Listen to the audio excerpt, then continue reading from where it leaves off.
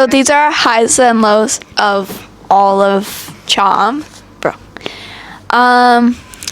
So wow.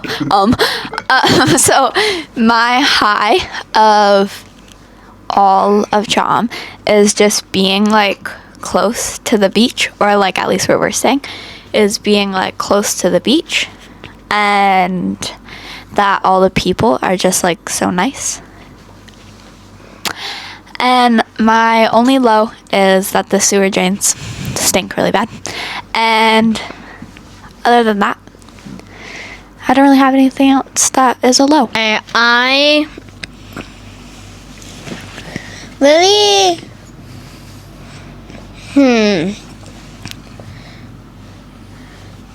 I liked those elephants that we went to. I liked the food markets. And I'm just happy that all of the people are nice. We're close to a pool again. And yeah, I don't really have any lows. My favorite part of being here so far, or at least since we've gotten here, is how close we are to the ocean. And I like hearing the waves. And I also really like the people because they're all nice. And I like a lot of stuff here. Yeah. I like that we're next to a pool. I like that we're in a new country. I like that unintentional. I like that it's hot here, and it's not too hot, but it's nice hot. And I like hanging out with this kid. And this one too.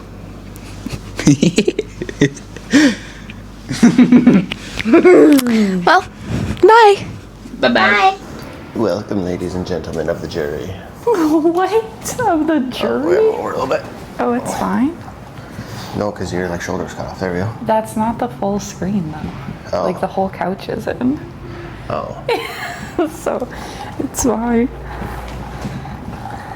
Do you want your coffee? Yeah. Yeah, I don't know. Basically, I just want to talk about, like, the time in Thailand, and then, like, what people could kind of do as far as, like booking places and stuff like that, depending on, like, what they're looking for example. So, like, how we booked in, like, a quiet beach town, like, that could have been someone's, like, perfect scenario, even though it wasn't our perfect scenario. Yeah. So just talking. And how they, like, if you are going to go more remote area, we'd recommend having a vehicle. Yeah, definitely having a vehicle. So, yeah, I guess maybe start out with, like, our top 3 things that happened, because that's what I asked the kids to do, was, like, do their kind of highs of the whole time. So top 3 things that we did in Thailand. For me, my top 3 would be the elephant sanctuary that we went to. I thought that was really cool. I think it was really neat how they did it, how they presented it, and even just being able to see the respect they had for the animals and stuff. Yeah.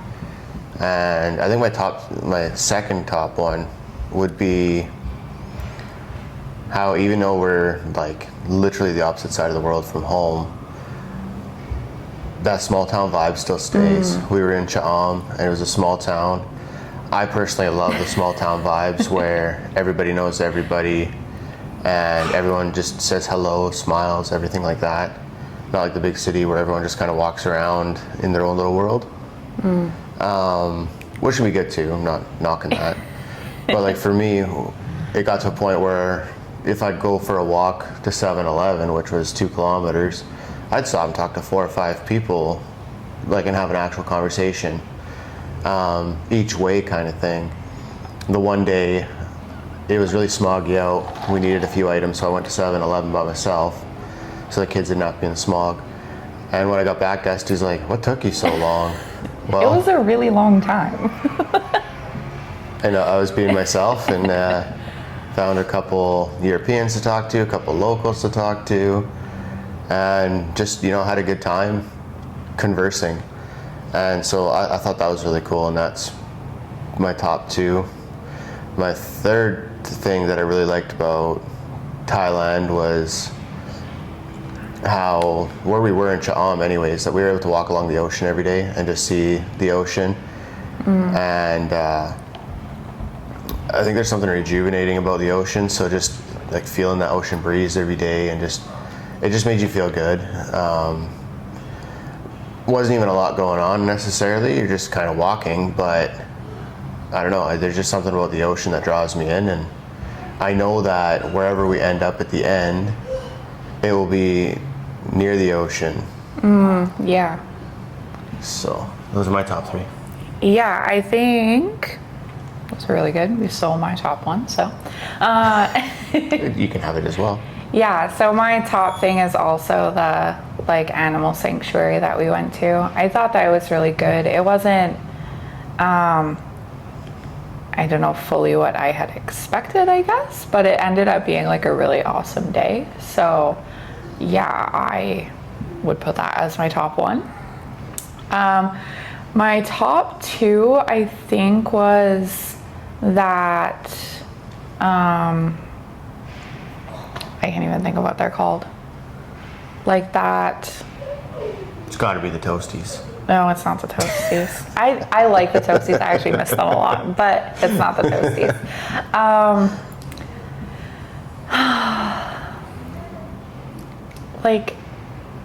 This Buddhist place. What is it called? Temple? Oh yes. Okay. The Buddhist temple that we went to. I think the reason why I liked it is because no one else was there, and it was very obviously a place that was used for worship. So it was cool to just step in and kind of see their religion for a moment, a snapshot. Because I think when you go to the tourist ones, or the ones I've seen on other people's videos or pictures or stuff, it's basically an amusement park vibe, if that makes sense. Where I feel that one, I was just able to kind of get a sense of what they're doing there and what they believe and stuff like that. And I thought that was really cool. And I just really love the artwork. I thought the artwork in that place, I don't know, it could be in a museum somewhere or something. It was phenomenal. And the fact that they're carving these tiny little statue kind of, I don't know, it's not really a statue, but it's 3D artwork on all the walls, and then painting it after it's carved.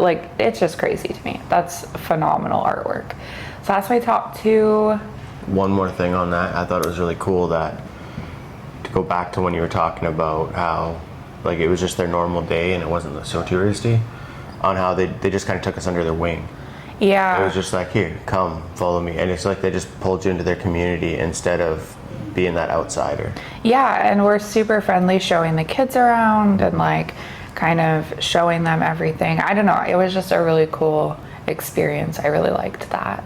And eventually I want to see some of the bigger ones in Bangkok and in Chiang Mai when we go back to Thailand one day. But I don't know, I just think that experience was really cool, to be able to just basically have the place to ourselves and the monks and other Thai people who were there.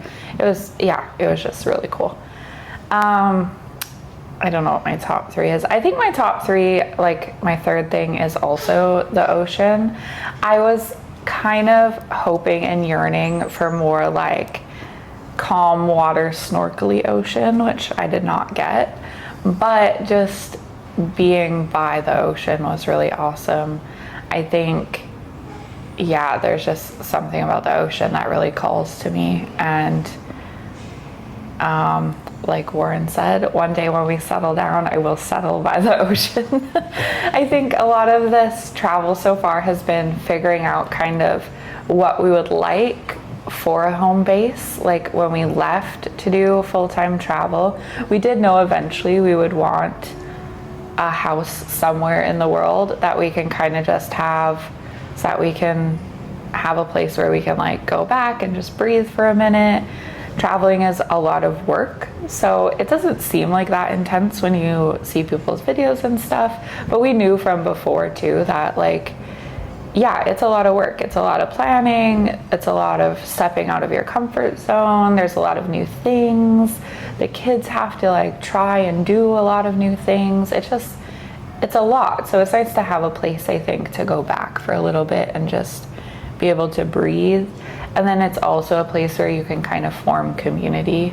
Yeah. So yeah, I think both of us really do like the community thing. When we lived in Edmonton in Canada, like I created coffee nights for homeschool moms and stuff like that. And Warren's always really like gravitated to meeting the people around us, neighbors and stuff like that. So I think both of us really do like community. We just haven't found something that meets all of our desires, I guess, in that. We haven't found our place yet. Yeah, like there's some places that I've been kind of scoping out online that other people live in, and I kind of like that idea of like intentional community living, but I don't know what that would look like, and we haven't been there yet, so I don't know if that would be the right fit for us, but I'm looking into it. I think for me as well, a big thing about this trip, I didn't want to put it as my top 3 because it's not, that was more about the top 3 in Thailand. But I think a big thing about this trip for me as well is I went from towing, where I was working like crazy hours all through the night and everything, which was fine. It was fun. I loved it while we were doing it. But I think the part of me that I didn't like was that I missed out on all that time with my wife and kids. And so with this, I get a lot more time with my wife and kids. Even though, yeah, we're still have to work and stuff like that, but we can set time for that. You can do a lot more in the evenings and in the mornings, so you can still spend time during the day. Like on a Wednesday, if we want to go to the aquarium at 2 o'clock, we can do that. We just plan that, and then you plan your schedule around it, right? So I think having that intentional time with the kids has been really nice for me. I would agree. It's nice to have you around. So, I think maybe now we talk about like, not really what was hard, but like what challenges we had to overcome. Yeah, or like what if people are trying to like do the same things they should keep in mind. Like we mentioned, like the car thing and stuff like that. So during the time in Thailand as well, we learned a lot of stuff about what we like, what we don't like, what works good, what doesn't work good. There's a lot of lessons learned. Yeah. But I think the one thing that we tried to hold true to from the very first day was, even though there's hard times, we're gonna make the best of this while we're here. And so like for me, the hardest part for me was not having a vehicle. And it's nothing to do with being lazy or anything like that, but it's more the freedom of mobility, right? Like we could have gone to other towns 2-3 hours away kind of thing if we had a vehicle. It makes things like grocery shopping a lot quicker and stuff like that. And so that was a struggle I had. And so my recommendation to anybody who wants to live this lifestyle, if you're gonna go to a more remote area, if you can rent a vehicle or plan in your budget to have a driver that you can afford to like rent once in a while. Yeah. Because that was a bit of a struggle for us. Yeah, like a lot of the things that I had pinned on the map. So basically everywhere we go, I create like a map of like dream things that we would like to do in the area, just on Google Maps. And a lot of the things that I had pinned on there, I thought they were pretty close, because where we come from a small town that we were living in for the last 3 years, and kind of the same vibe, like everything is around the town, nothing is really in the town. And so I was kind of thinking like that while I was planning all the things that we would like to do, except for I wasn't planning the fact that we wouldn't have a car. So when we got there and we're like kind of navigating the Grab situation, which is like Uber or like a taxi kind of thing, then it became very clear that going like an hour away and then getting a Grab back wasn't super reliable. Like sometimes there was no Grab to bring you back. We found that out when we did the mall situation. So we didn't want to do that over and over, like getting stranded somewhere and not having a ride back. Obviously that's not an ideal situation with the 4 kids. So And we also had that lady that lived in the building who, she was excellent. She was the one that came to rescue us from the mall. But at the same time, she's busy too, right? She gets a call. So unless you specifically book them for a certain amount of hours, it was very unreliable in that area. yeah. So I just think if you're gonna go somewhere more remote, definitely have in the budget a car situation.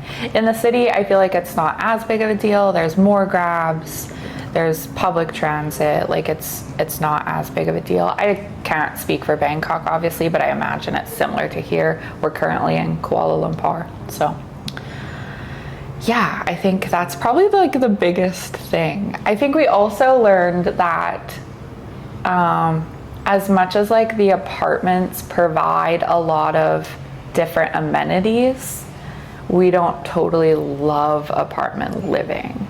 So like it is nice that they have like the gym and the pool and the park and everything is in the apartment, and you're typically not finding a park other than something that's in like a private community like this. However, I don't know, I don't really love living in an apartment. It's not really my vibe. I much rather have like a little patio with like grass and stuff like that. So yeah, maybe that will change in the future. Right now, it's a very budget-friendly option to live in an apartment for the short times that we're staying. But on the flip side of that, like if you are somebody who wants to travel, the apartments, they're not bad. They're just not our thing. And so, but if you wanted to travel the world to get started, you could budget that in for the first few years until you've increased your income to a point where you can rent the houses. Because the apartments are what, $1,200 to $1,400 a month, where the houses are usually closer to $2,000 a month. Yeah, and like I don't mind the apartment at all. And I think even when we're traveling, like if we have a main base and we're traveling out from there, apartments wouldn't even be that bad. It's just I really like to touch grass once in a while, and I feel like that's kind of hard. There is grass, however, on our 50th floor. So It's true, meditation area. maybe that counts this time. Maybe. I don't know what else to talk on. I think, like a lot of the videos that we've seen, I'm talking about like food and food costs and like night market availability, stuff like that. Food costs, like stuff like that. Like the markets, like lots of travel videos. Okay, lots of travel videos make it seem like you can basically eat at a night market every night and it costs like $2 and stuff like that, which even if you're near where the night markets are happening, they're not on every night.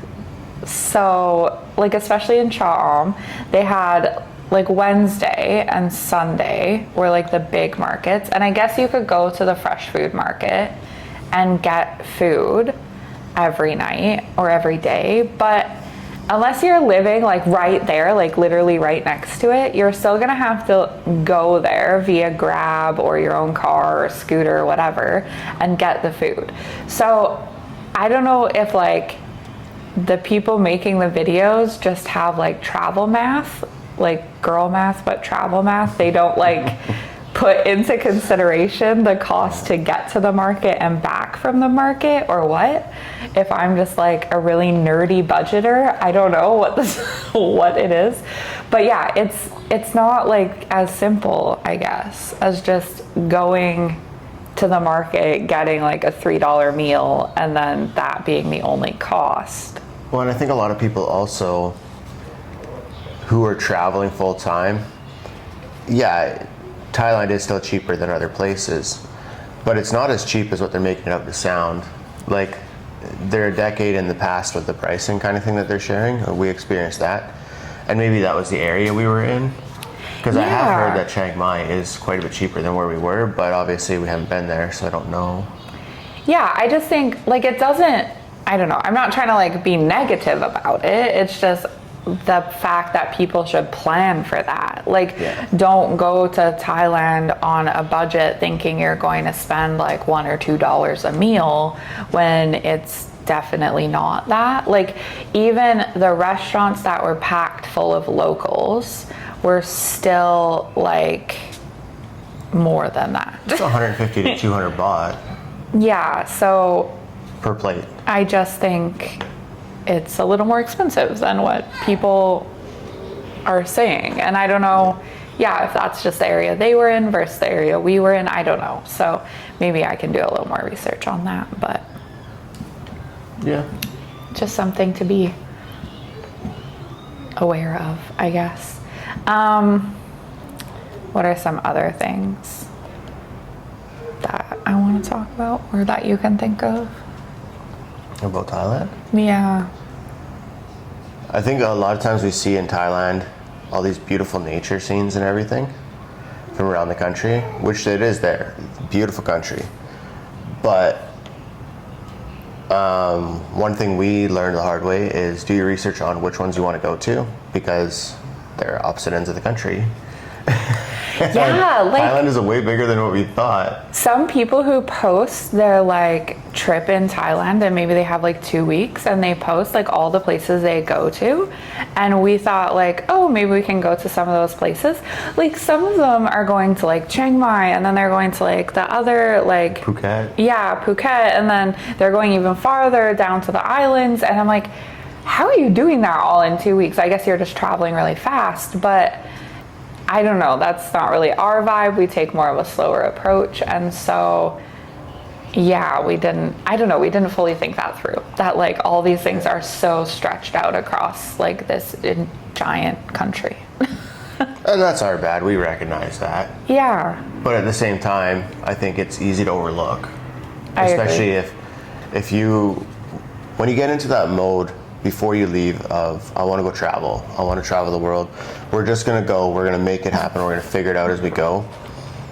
Sometimes you overlook those small details, which wasn't a big deal. It really wasn't.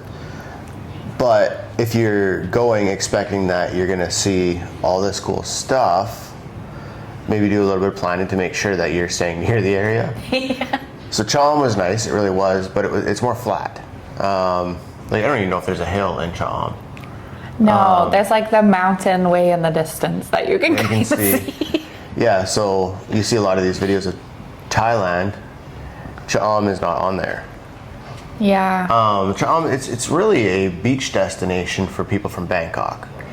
That's what we noticed on the weekends. There was a lot of locals from Thailand that go there, which was nice. But yeah, you're not getting the travel tourist destinations. Yeah.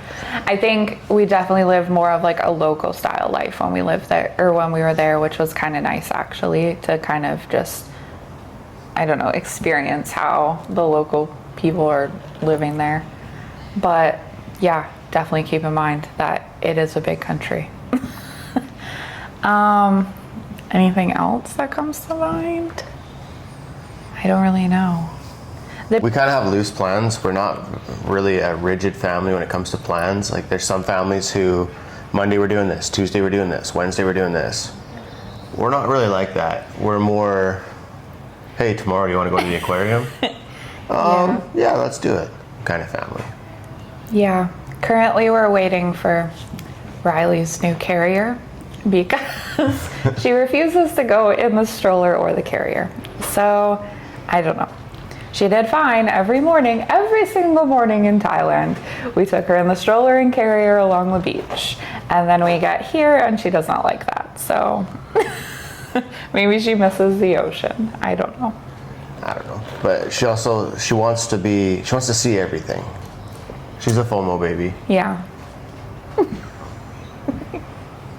I think to wrap up Thailand, it was a really good time. We had lots of amazing experiences, and we learned a lot. And so we're hoping to take that and it'll help it affect the different places we go to next, right? Every single place we're looking for, what did we learn? How can we grow? What can we improve on? And I think a big part for me is, how can I make a difference in this community while I'm here? Yeah. I think the first few places, it's going to be hard to do that because you're learning again how to be outside of what you know, right? Everything is new. All 5 of your senses are being thrown off because it's all new, right? And so once you kind of get used to that, then we can start being part of the community, whether we go and volunteer for a day at an orphanage or go to an elderly home to sit and read to the elderly, or whatever it be, you know. Yeah, and giving back to the places that we've been to, I think would be a really cool thing to do. Yeah. Yeah. And we also want to get involved in the Worldschooling community and just find other families who are doing what we're doing, and we can learn and grow from each other. Yeah, I think on that point, actually, that reminded me of something. If you're hoping to be near Worldschooling communities, research that first. So I did research that lightly when we picked Cha'am, and in my brain, I kind of thought we would be traveling back and forth a little bit from Cha'am to Hua Hin. However, again, with the grab situation, grabs would take you from Cha'am to Hua Hin, but not so much from Hua Hin to Cha'am. So if you got there, the likelihood of getting back was pretty slim. And yeah, I guess just researching that, if you want your kids to be plugged into a community where you are for a while, then kind of knowing where the people are is helpful. Another lesson learned, right? Yeah, but sharing so that other people can now know. And if you have more questions for us about what we're doing, about the area that we're in, or anything like that, just leave it in the comments below and we'll respond to those. Yeah, so that's our wrap up for Thailand. I will also share what the kids thought from Thailand. You'll see that somewhere in the video here. And yeah, if you want to see our future travels, both here in Kuala Lumpur and then after whatever happens next, then please press the subscribe button and we'll see you the next video. Cringy! He's cringy!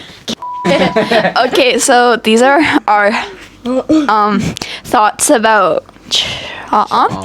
This is our thoughts about Cha'am. Wow, that was a bad start.